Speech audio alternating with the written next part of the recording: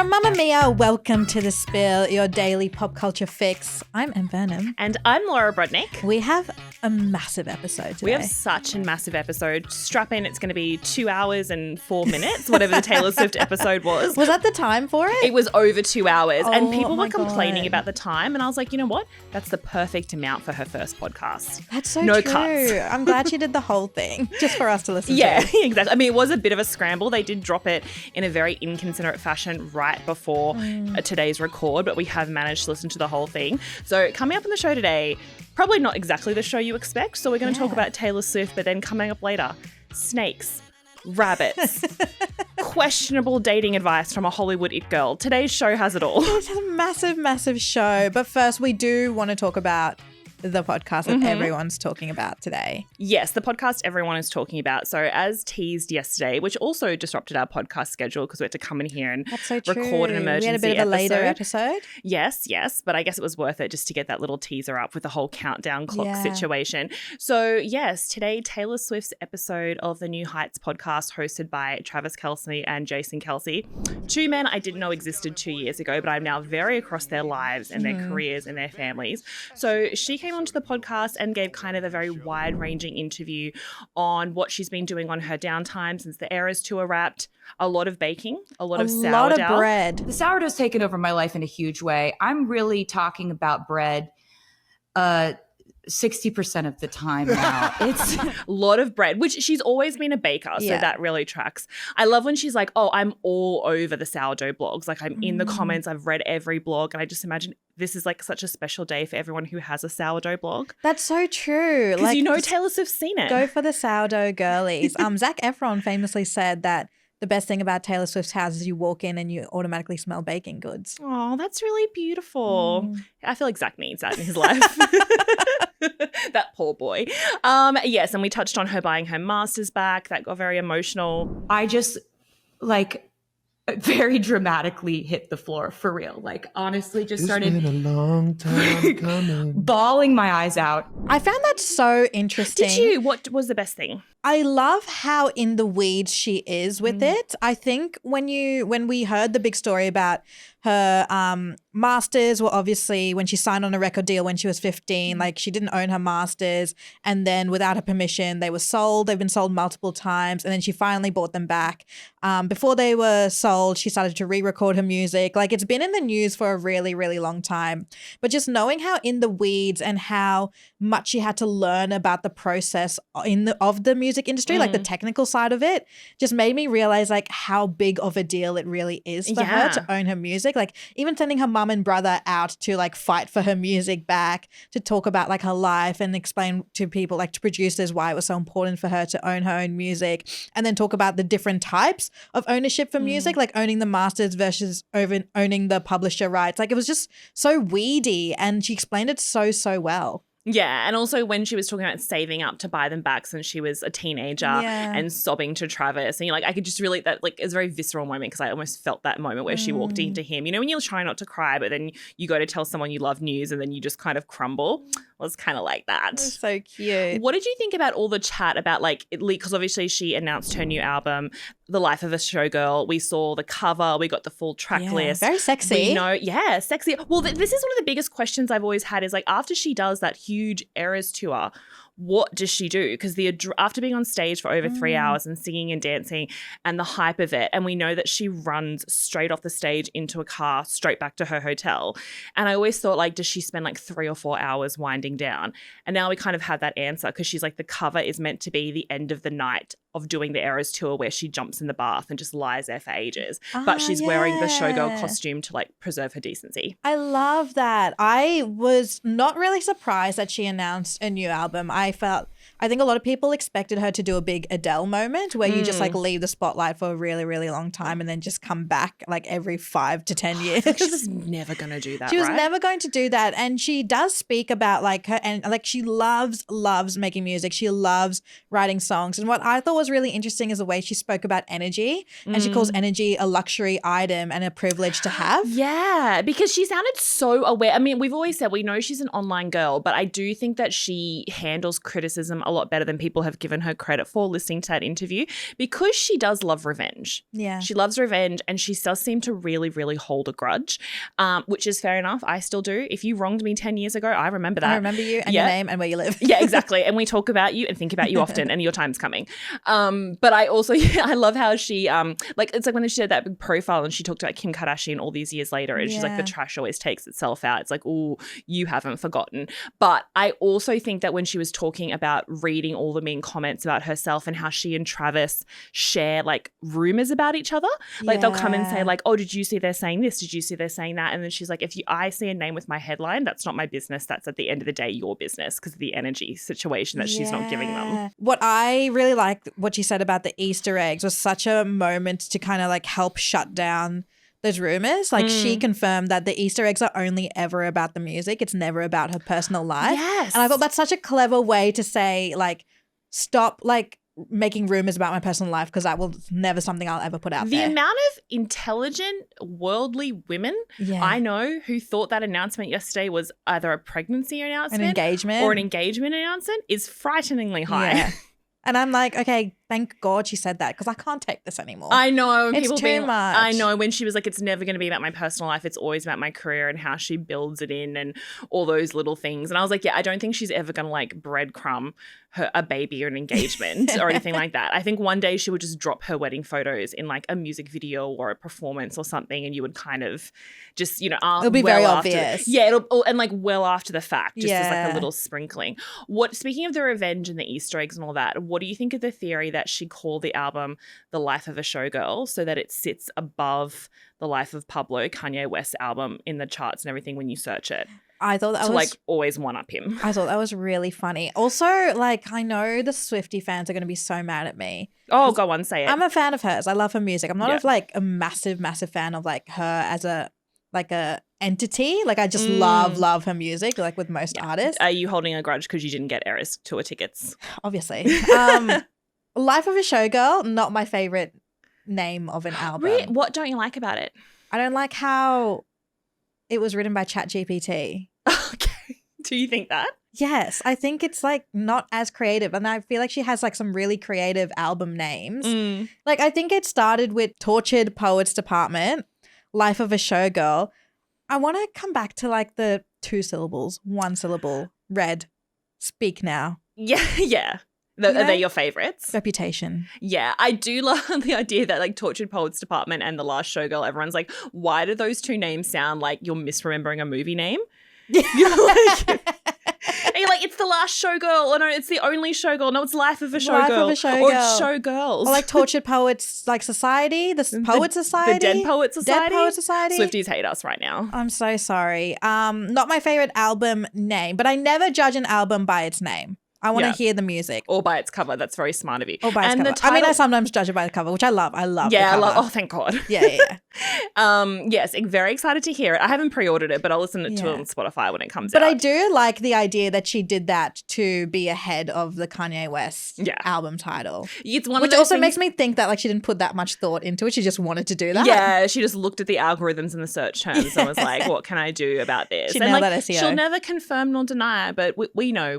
Yeah, we know. It's her. Speaking of Taylor Swift, she's in the news for another reason this week. And I would argue a much more important reason. I was going to say, when I looked up Taylor Swift's name, the podcast was not the first thing that came up. Yeah, same. Another celebrity came up. A celebrity tell-all interview about Taylor Swift from one of her very famous friends, Zoe Isabel Kravitz.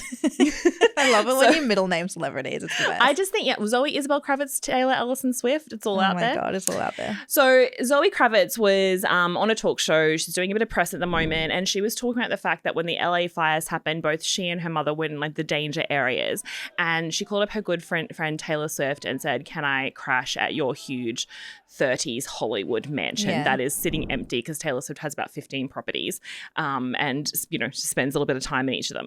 So she and her mum went and stayed at Taylor's huge mansion, and she never said how big it was, but at one stage she refers to like all the staff and the property manager and stuff, so you know that you get the idea. It wasn't like she went to Taylor's house and there was like a key under a pot plant at the front she let herself in. It's not the holiday cottage. Yeah.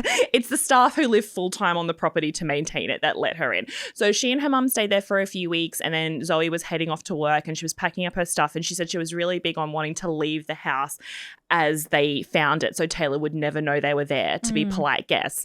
And she was running around cleaning up. At this stage, I'm like, your story's got holes in it because surely the house staff are already doing that. Yeah, I'm not sure how much she did. Yeah, cleaning up I don't want to call her a liar. But then her mum calls her on the phone. Again, huge house, couldn't shout down the stairs.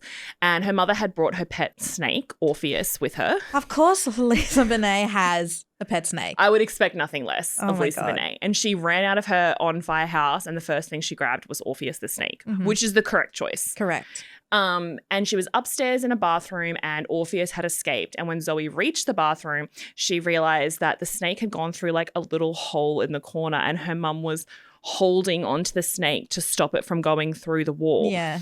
And then panic ensued because they were like, we either have to destroy the bathroom and pull out all the walls to get the snake out, or we have to just let the snake go and let it start a new life in the walls of Taylor Swift's mansion, and then call Taylor Swift and say, hey, there's a snake loose in your house. What would you have done?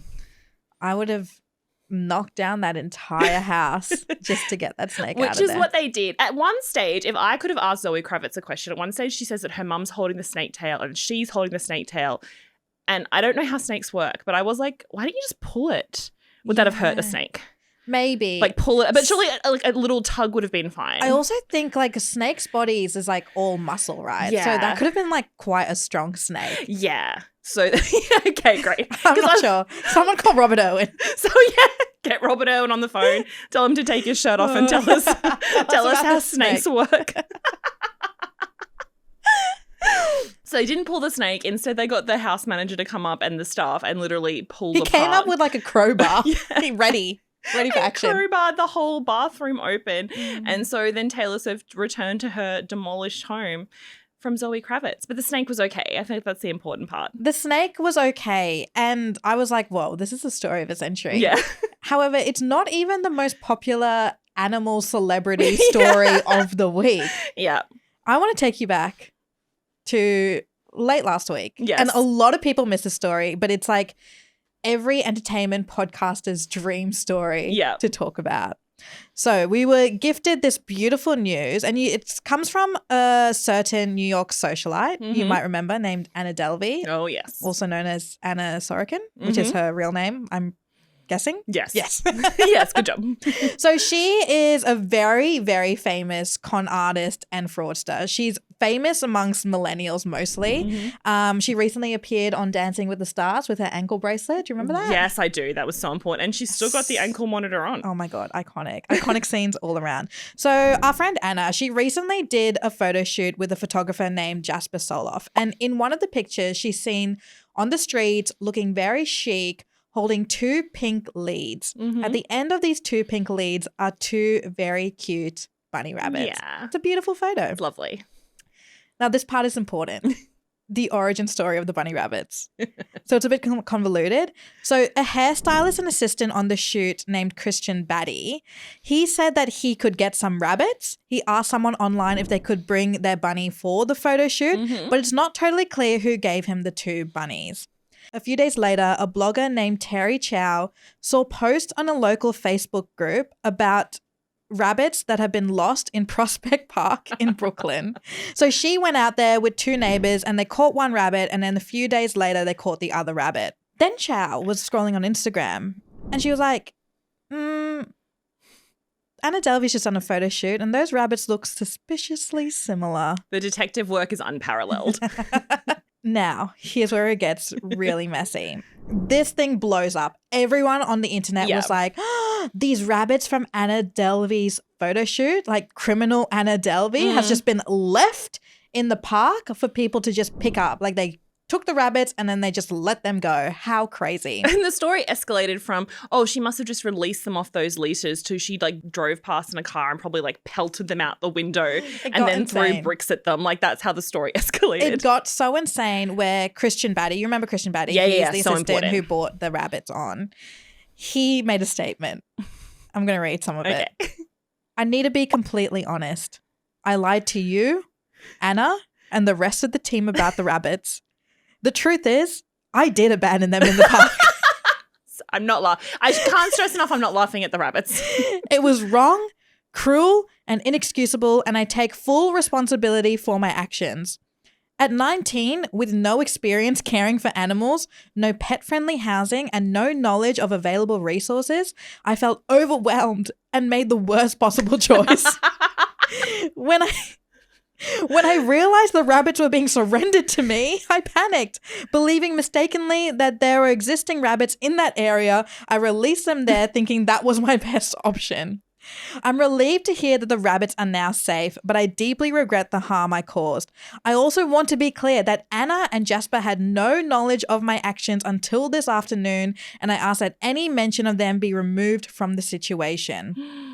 So Chow also did confirm that Batty had come back to the park to help them look for the second rabbit. So I felt like it was all put to rest. But he lied for a while. You know how we know that? Before that very important statement came out, because Anna Delvey was sharing all the screenshots of the group chat of everyone involved. And at first he was like, no, I gave them back to the owner. The owner took them back. And they were like, okay, do you have that correspondence to prove it? Because that will fix the situation.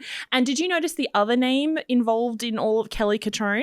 Oh my God, I forgot about Kelly Catrone. Kelly Catrone, especially for millennial women, is so important because we were first introduced to her on The Hills as Lauren Conrad's boss at a PR firm. She then starred on the spin-off series from The Hills, The City with Whitney Port. And she is known for being like a brilliant like PR marketing guru, but also like being like so tough. She used to tell the girls on that show, people thought she was acting, but she wasn't, like, you're shit, you're terrible. Like, she fired Stephanie Pratt for not picking up a phone call and doing a delivery. And she was like, you call yourself a fashion girl? A real fashion girl, even if she was getting engaged to, would say, hey, nice ring, I gotta go. What do you mean you're on a lunch break? Like, she's so tough. And she's in the comments and she's going, well, then where's the correspondence? He's like, I deleted it. And she's like, if you thought nothing was wrong, why did you delete it? Where are the messages? And I was like, I cannot believe I'm watching a text exchange between Anna Delvey and Kelly Catrone, two very important women, debating the existence and disappearance of these two rabbits. Especially after the rabbits were already found. Yeah. Like, it's the funny thing is like, after all these statements, the rabbits like were lost, Batty admitted that it was his fault. Yeah. And then they were found again. And then you would think it's over. But then Anna was like, no, I have to make my statement. Yeah. I have to make my statement of what happened. And she said, as many of you are aware, I recently did a shoot with Jasper Soloff involving live rabbits. Also, this is when everyone found out about the story, just because of her statement. Christian Batty, a member of the hair team I briefly met during a Fashion Week event last year, responded that he knew someone who could lend us bunnies for a few hours. As talent, it's not my job to source or return animals, but as an animal lover, I can promise I will never work with them again without knowing exactly where they came from and how they're getting home. I do not eat meat, and I had no involvement in the acquisition, transport, or return of these animals. I would never condone these actions. This is still going. Oh, yeah. The last person to speak is poor Chow. I need to read the statement because it's so funny. This is like if we were involved in the situation. This would be exactly us. what we would do. I am tired. I freaking bet you are. This has escalated. This is worldwide news. I cannot stress enough how many news outlets have done like deep dive investigations on this. I am tired. I am relieved. I hope this entire episode has helped in spreading awareness that you cannot dump your pets in a park. Owning a pet is a privilege, not a right. Animals are not props. They are beautiful, living things that we need to honor and cherish. They deserve to live as much as anyone else. Oh, she called in a crisis PR for that. And the crisis PR was like, this is the easiest money I've ever made. I'm just going to type a statement. But Anna's still going with it. First of all, she's loving this. She cannot let it go, which I kind of understand because she loves like being infamous. But she could prove that she wasn't in Prospect Park to dump them. She's like, I've never been so happy to have an ankle monitor. Yeah. You can literally find me. I'm literally being tracked. But also, the people who found the rabbits, or people are pretending that they found the rabbits, I haven't been able to like verify these reports, but they keep doing interviews with the rabbits. Have you seen it where they're sharing their side of the story? They're sharing their take and their experience. And Anna keeps screen grabbing it up and putting up and being like, oh, are you having your fun? Are you having your final say? I hope you never, what did she say? She's like, I hope you never pose with a photo with an animal. I hope you never hold your cat up to a camera. camera, hey, I hope you're going to take a photo with your baby, because has that baby consented to the photo? And so basically she's calling out anyone who's ever posed with their pet and or a baby and saying it's the same as dumping a rabbit in a park. And also show me the lie. Show me the lie. Anna, I'm loving that you're getting your 5 minutes of fame again. I feel like just keep pushing that narrative. I know. And look, the rabbit, again, like, we can't stress enough that the rabbits are safe. They're okay. They're fine. They They're are fine. negotiating a book deal right now. They're negotiating an Oprah-style sit-down to tell their side of the story. And We're in contact with them. We're in contact. We're going to have them on the spill very soon to just get the real story. So Margaret Qually, it girl of the moment, is the cover star of Cosmopolitan's latest issue. And it's a particularly special one because it's their 60-year anniversary. So Cosmo has been around for 60 years. Huge. That's double what you've been alive. That is exactly double of what I've been alive. That's an important fact. So Margaret Qually's on the cover. Yeah. She looks gorgeous. The photos inside are gorgeous. I found the interview really interesting. We'll hold for Emily Vernham's opinion on that in a minute. She was talking about the acting project has coming up, also the importance of some of her big breakout roles like Maid, talking about how close she is with her sister, all these really interesting things. But the part I found interesting was that she talked a little bit about her romance and marriage to Jack Antonoff. Yes. And they met after COVID. Yeah, they met on a rooftop. They met on a If rooftop. you listen to the Lana Del Rey song, after- she was wearing white. Oh my God, was that about them? Yes. Oh my God. When you know, you know. It's about them. I had no idea. He met Margaret on a rooftop. She was wearing white. He said, I think I'm in trouble. Oh. He had flashes of the good life. It's literally about her, them. Oh my God. Okay. But I love this for you. You go listen to that song with a new kind of. Yeah, I should. Yeah, I should. New ears. Okay. Yeah. They met on a rooftop. Yeah. The way she described dating him was really weird to me. Interesting. Because I actually thought it was kind of, I know, a little bit refreshing to hear. So, like, the question was, who said I love you first? And she said, oh, him, obviously. Obviously. Like, she was quite surprised by the question that she would ever say I love you first.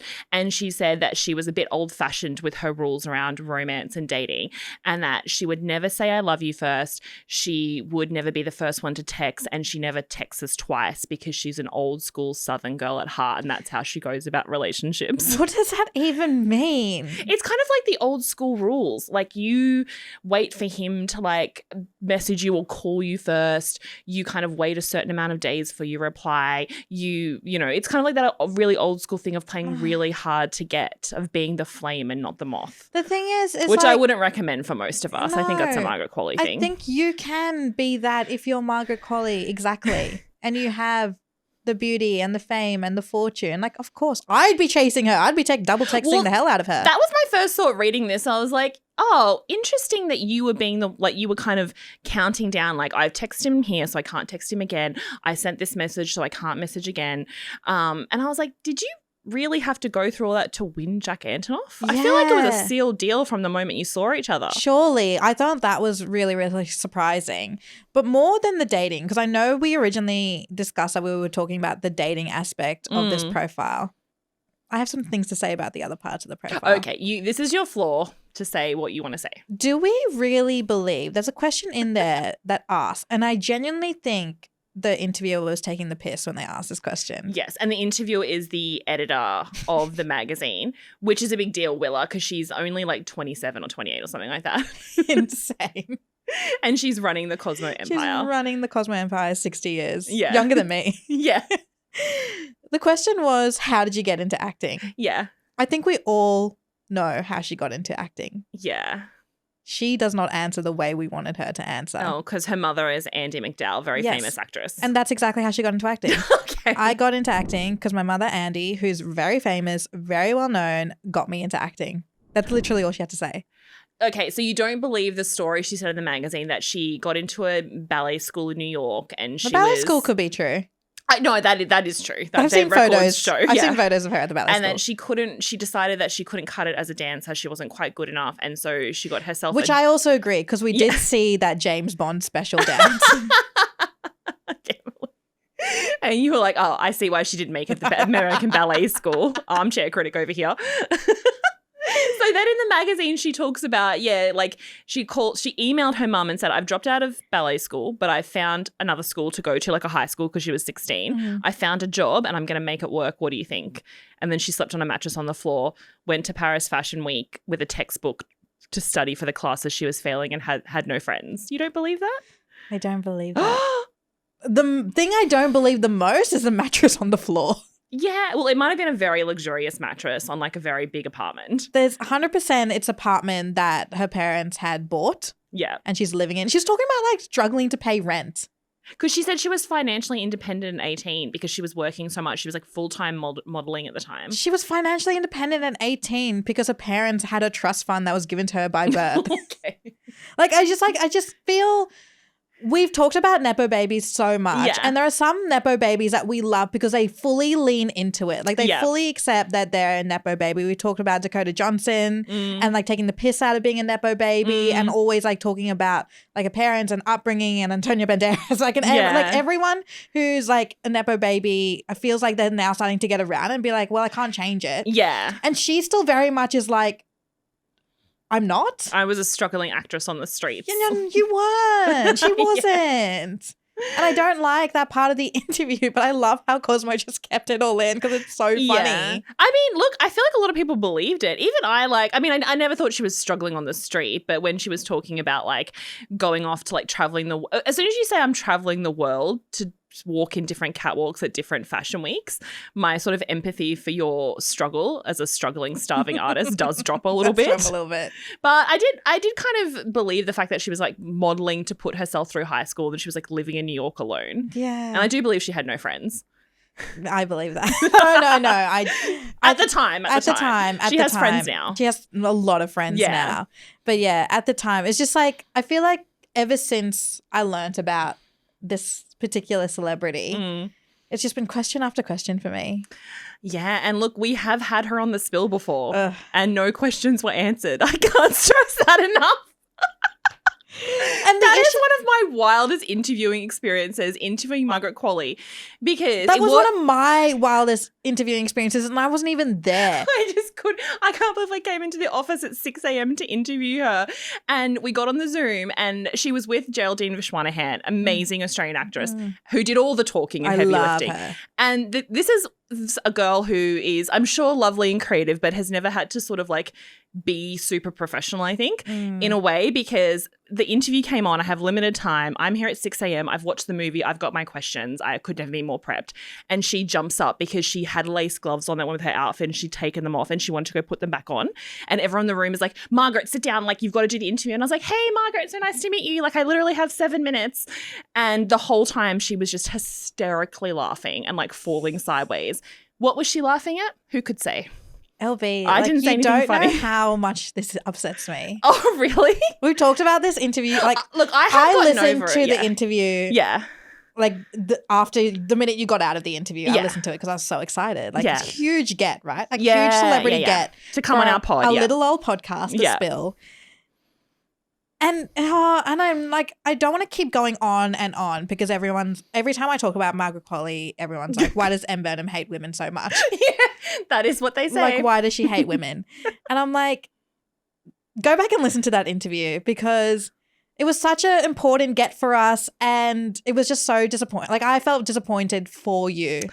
Yeah. In saying that, look, I would have been more disappointed, but I watched because I was a bit shell-shocked when I turned off the Zoom and was like, I can't stress enough how much Geraldine gave me beautiful stuff. Yeah. They were together. It's fine. The movie was great. Drive Away Dolls. I saw her doing like the talk show circuit that week, and she was almost doing the same thing, like hysterically kind of laughing, falling sideways, not really sure what she was saying these like weird little glib comments. And I just thought, oh, that's just how she is this week doing the press cycle. Like, she's doing it to me. She's doing it to like the Jimmys on late night. You know what I mean? Like, yeah. Anyway, we love a chaotic queen. At least I got a comment out of her. We got nothing. Yeah. Well, she wanted to put her gloves on. Yeah. I got that. And I asked her what it was like to meet Geraldine. She's like, it's the best day of my life, and then laughed hysterically. So that was lovely for her. So anyway, going back if anything, we feel sorry for Geraldine. Geraldine was really it's like when you do a podcast with someone who gives you nothing. It's like Geraldine's like peddling. Okay, so the Margaret Qually school of dating. You're going to say no to that. I'm saying hard no. I feel like dating's already so shit right now. Like it's really, really hard.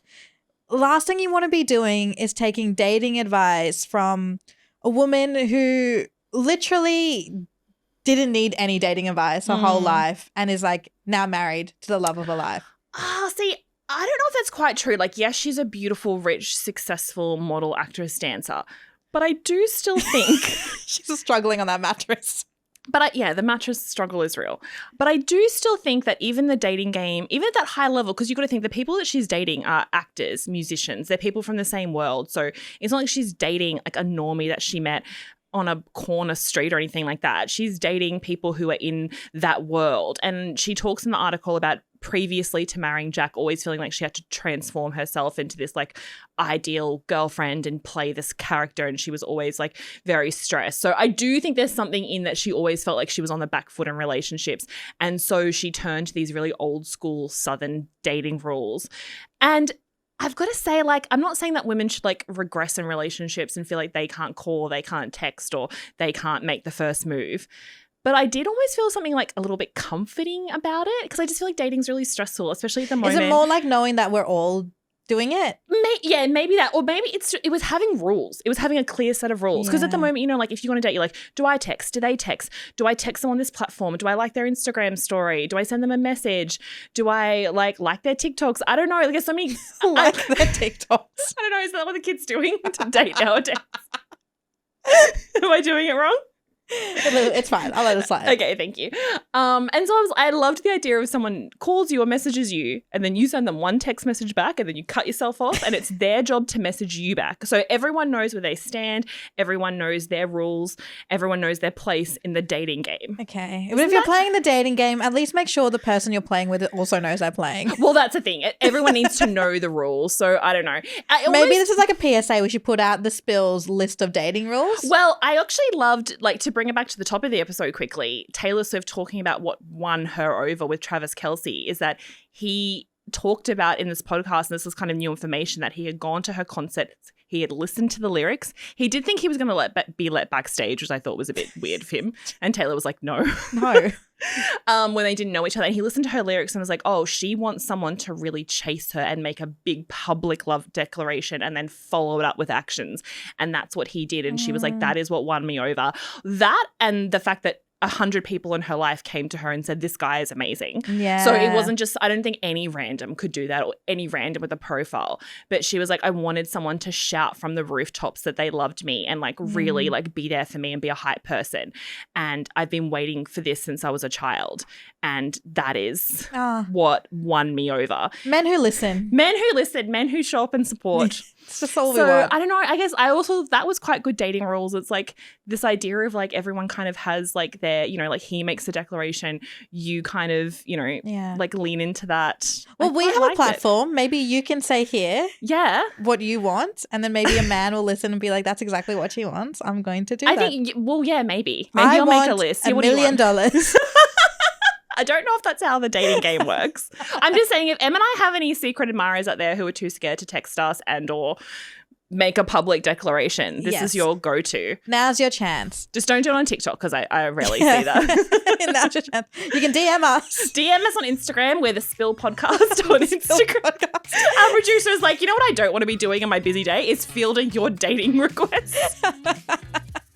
And also, I'm pretty sure there's not a lot of straight men listening to this, but, you know, we can dream. We can dream.